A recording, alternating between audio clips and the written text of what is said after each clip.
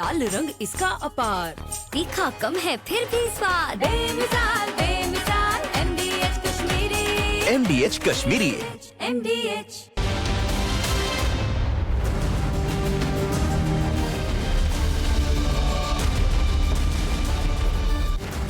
Hello and welcome. You're watching the Friday edition of This is Exclusive with me, Shavinson. Ladies and gentlemen, they are completely frustrated. They do not have any option. And I'm talking about Pakistan and Pakistan's means at the border. In fact, over the last few days, there have been multiple attempts. And these attempts were thwarted by the Indian troops. But tonight on This is Exclusive, we're going to take you through the real story. Who's the man behind the ceasefire violations and why suddenly has Pakistan gone back to its old tactics? All this and much more. But up first, let's take you through the headlines we're tracking at this hour.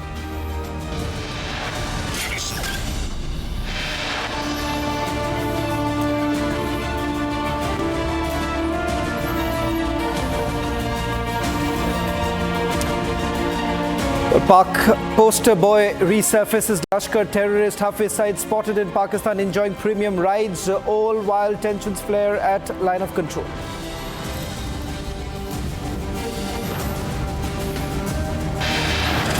Pakistan violates ceasefire conditions. On This is the Exclusive, the complete timeline of what really unfolded on 1st of April.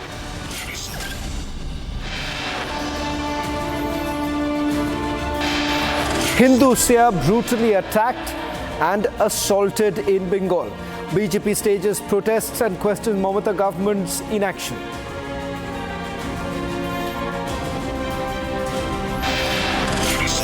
Amid escalating showdown over Waqf Amendment Bill, AIMIM chief moves Supreme Court, maintains that bill is unconstitutional.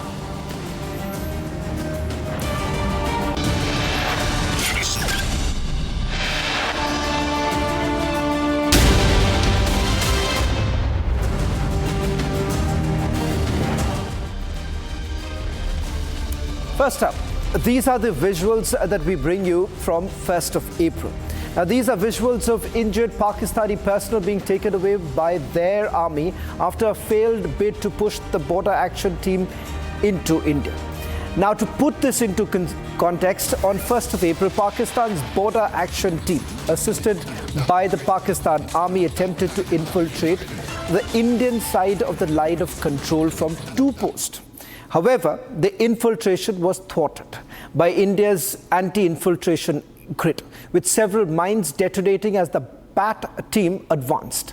Now, as a result, 5 to 6 border action team members were injured and one Pakistani soldier was also killed in the blast. Now, what you see right now, these are the first set of images coming in of the infiltration attempt that has made. Now, this was completely breached by the Indian troops. On 1st of April, this was an attempt that was made by the border action team, well aided by the Pakistani army. In fact, what you see right now on your screens, these are the first visuals of the infiltration attempt that was actually made. What you can see is about 4 to 6 of the BAT members who were basically trying to infiltrate. Now, as they tried to infiltrate, that very area is basically covered by landmines. And those landmines detonated the moment they tried to cross over.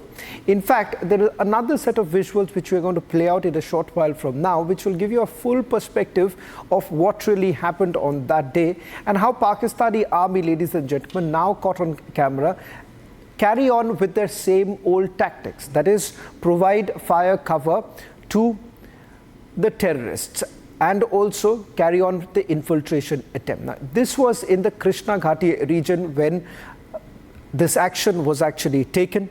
In fact, it turns out while this entire attempt was being made to cross over, Pakistani army carried out a cover fire and they were basically targeting the Indian posts.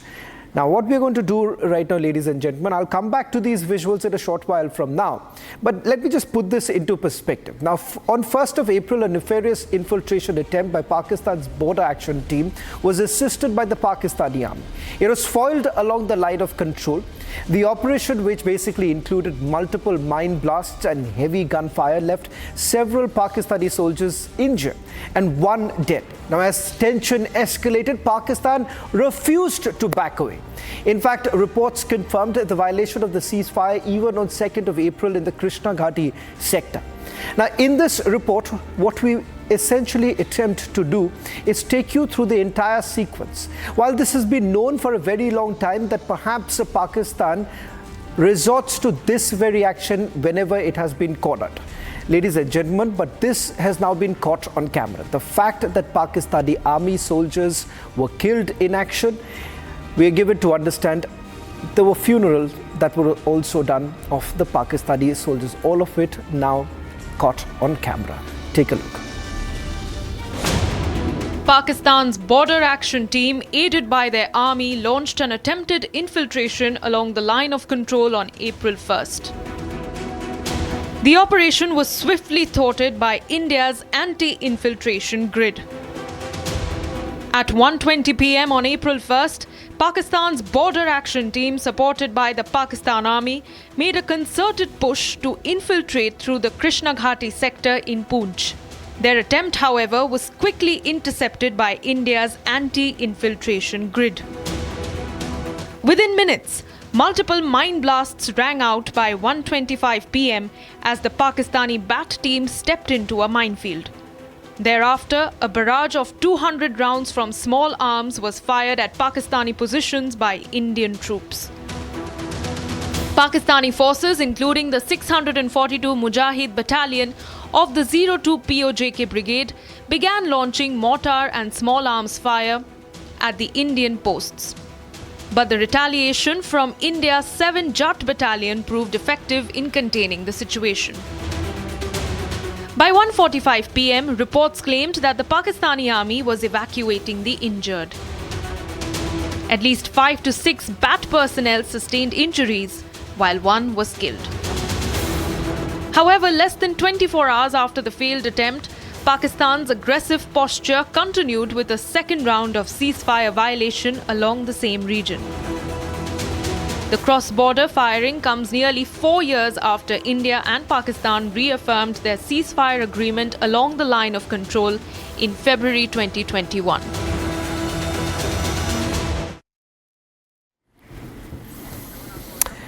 Well, in fact, this set of images clearly proves that the Pakistani army, which has been cornered because they have not only violated the ceasefire agreement, they feel that the only way perhaps to continue with their age-old tactic is to provide cover fire, provide training to these terrorists. In a short while from now, ladies and gentlemen, we're going to tell you why it is connected to one of the most wanted terrorists and why his resurfacing can be well connected to this very incident. I'm going to come to that in a short while from now, but just to put this into perspective as to where this actually happened and what really happened thereafter, because this, after a very long time, the Indian Army has clearly put out a statement saying that this was an attempt that was basically made for intrusion. In fact, let me also go across to my colleague Gursimran for getting us the latest details.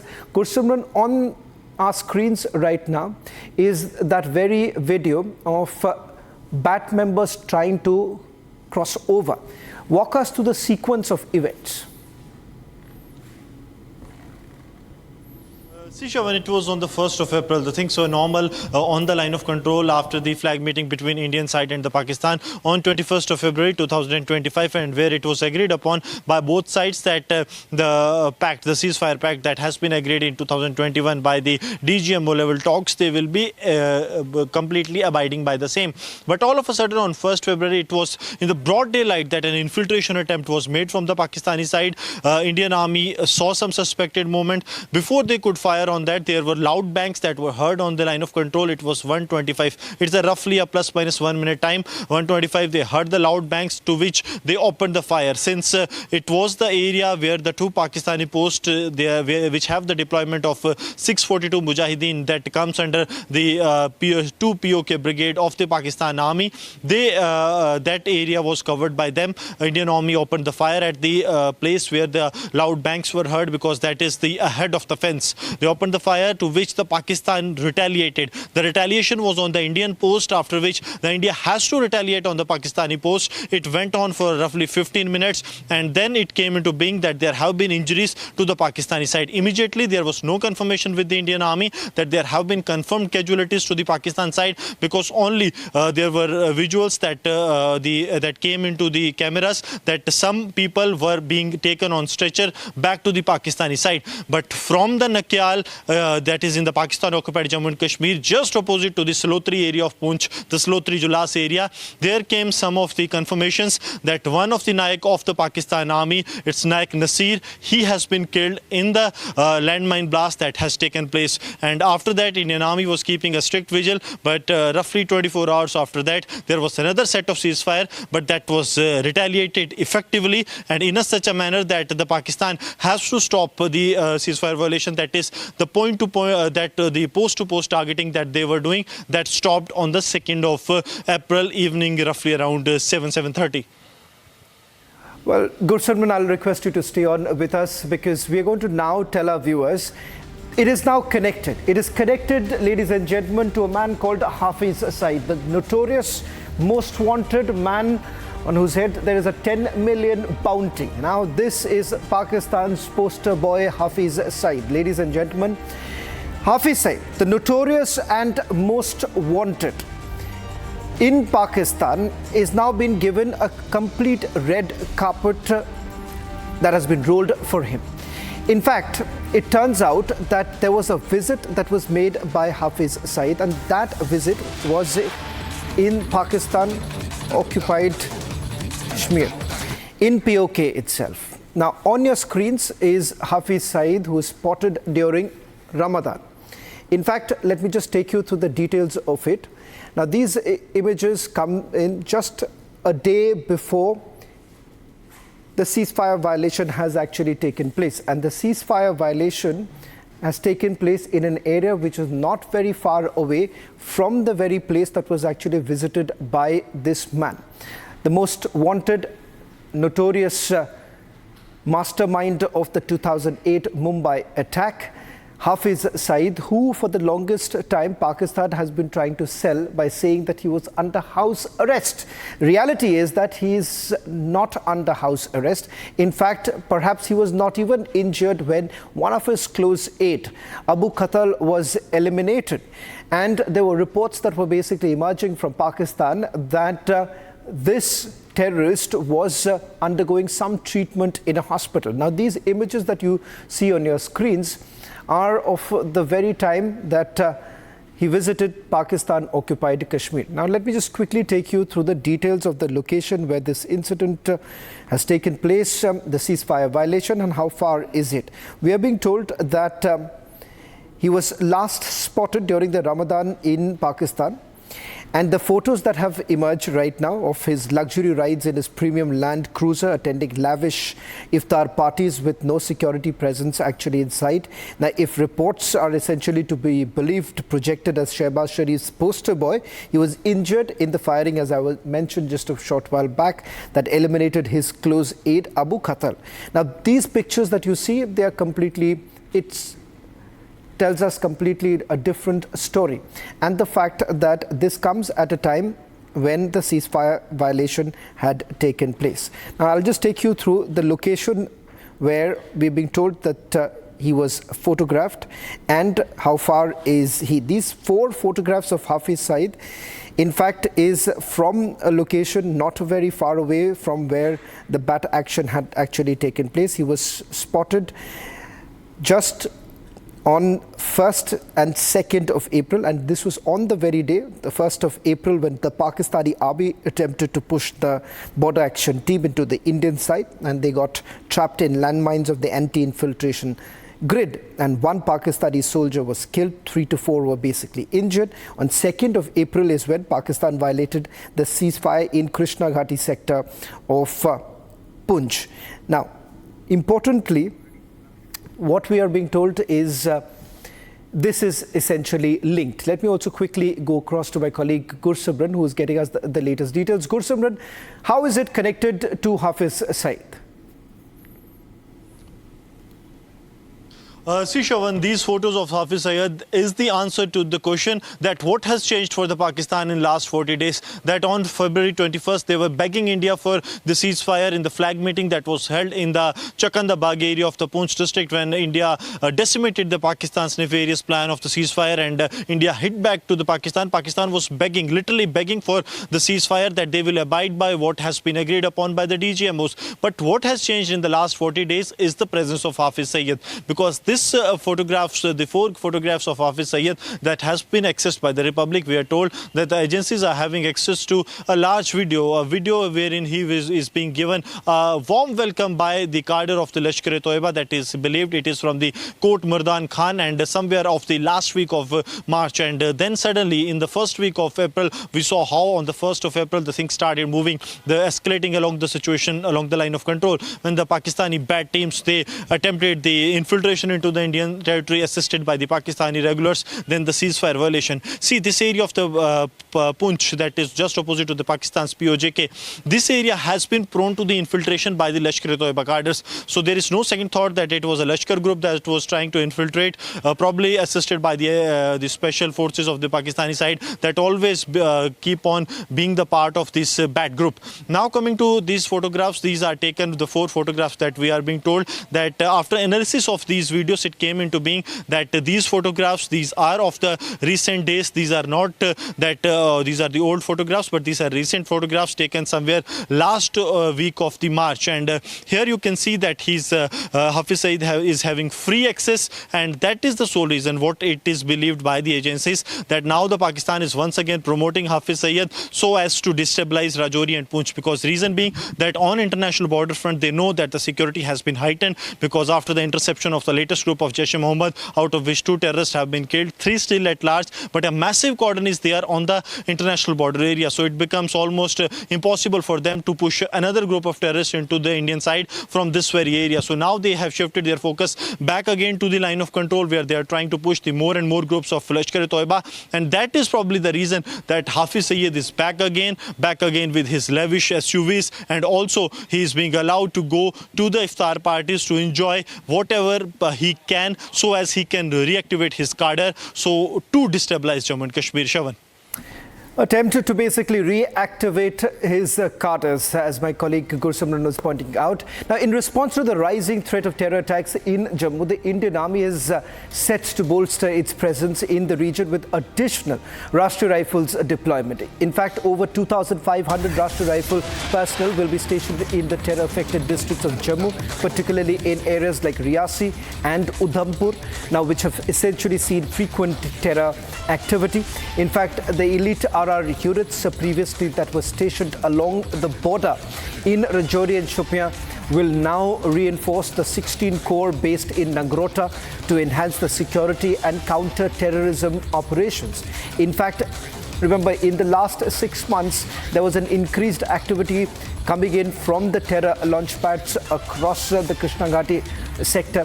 In fact, not just that, the Poonch area was one of the greatest cause of concerns for the security forces. Let me bring in my colleague Gursimran, who's getting us the latest details. Gursimran, the latest now really coming in from Jammu with regards to additional deployment taking place from the Rashtriya Rifles units. Just walk us through the details you're picking up in terms of the troop movement and the fact that the Rashtriya Rifle units have essentially been increased to counter the rising threats.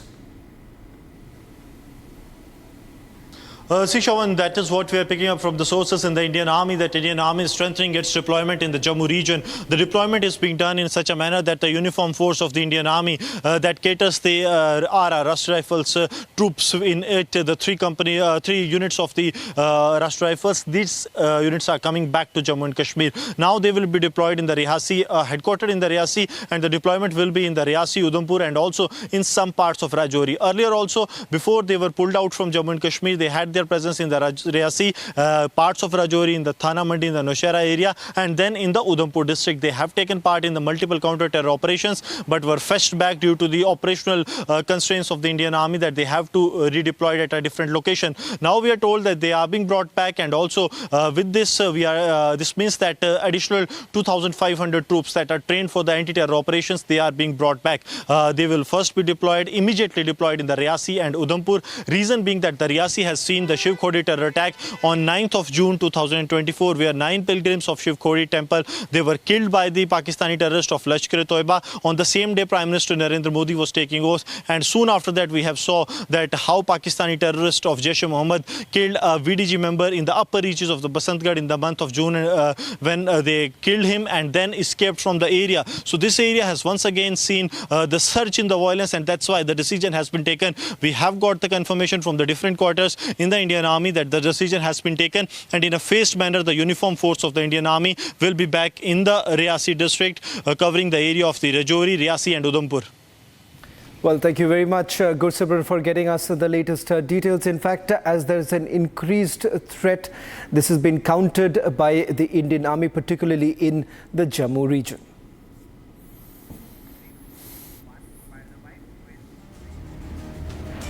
Well, in fact, ladies and gentlemen, a comment that has been made by Union Minister Piyush Goyal has sparked an intense debate.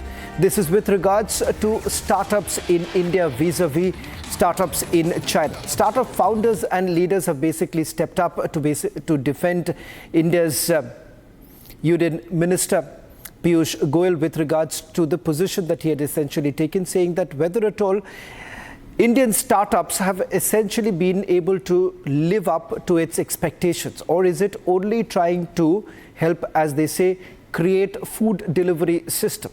In fact, now you have Piyush Goyal releasing another statement. Let's hear him out.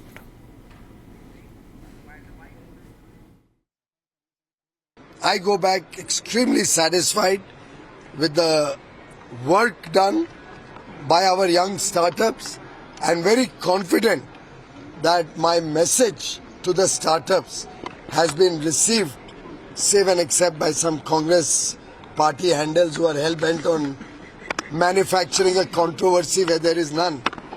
By and large, the feedback I have received is young India is raring to go and they are ready to capture the world. मैंने बड़ी सोची समझी बात रखी थी कल सबके समक्ष, और मेरा मानना है कि अब समय आ गया है कि भारत के निवेशक रिकॉग्नाइज करें कि ये पूरा जो स्टार्टअप का इकोसिस्टम है इसकी संभावनाएं बहुत है, इसमें हमारे युवा युवती बहुत बेहतरीन काम कर रहे हैं, और इसको अगले स्टेप, अगले लेवल तक लेके जाने में मुझे लगता है भारत का निवेश, भारत के लोगों का जुड़ना इसको और तेज गति देगा. Well, this has sparked a massive row when Union Minister Piyush Goyal tried to draw a comparison between India and China, particularly looking at China, where they have basically invested in research and development, leading to a massive leap in artificial intelligence and also sectors within the startup ecosystem. Now, in comparison, you've had the Union Minister saying that as far as in the name of startups in India, perhaps what we have essentially achieved is more of a food delivery system. But having said that, Union Minister once again clarifying his position, saying that the time has come to soar high. That's all that we could pack in this edition of This Is Exclusive. We'll be back tomorrow at the same time with more exclusive stories.